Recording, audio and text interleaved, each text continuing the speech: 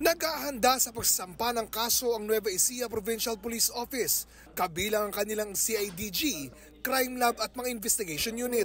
Aring na personalidad na raw ang tukoy nila na pawang mga miyembro ng Tau Gamma Phi Fraternity. Baka today or tomorrow maipile na po natin yung case sa prosecutor's office para mabigyan po natin ng hustisya yung nangyari po dun sa biktima.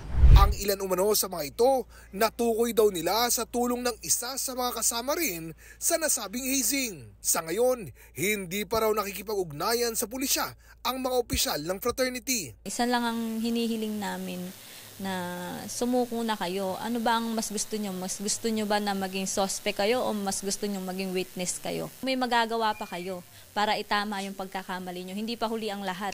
Sa kwento ng tiyahin ni Ren Joseph, dumating sa kanilang bahay sakay ng van ang mga miyembro ng Tau Gamma Phi at bangkay nang inihatid ang kanyang pamangkin galing sa initiation ng frat. Sa investigasyon, namatay si Ren Joseph dahil sa hemorrhagic shock dahil sa mga tama sa katawan. Nakiramay kanina sa pamilya ng biktima ang mga ahente ng NBI Cabanatuan na handa raw tumulong sa kaso. Nung lumabas sa TV to, binigyan kagad kami ng instruction ng director namin si Jaime A. Santiago na tignan ko ano pa maitutulong ng NBI sa investigasyon na to.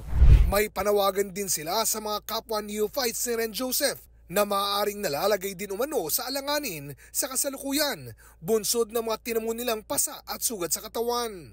Yung mga dumaan sa ganitong final hazing, lalo na kung may mga hematoma, kailangan na agarang atensyon yan. Kasi baka mag-kidney failure, yun ang ikamamatay daw nila.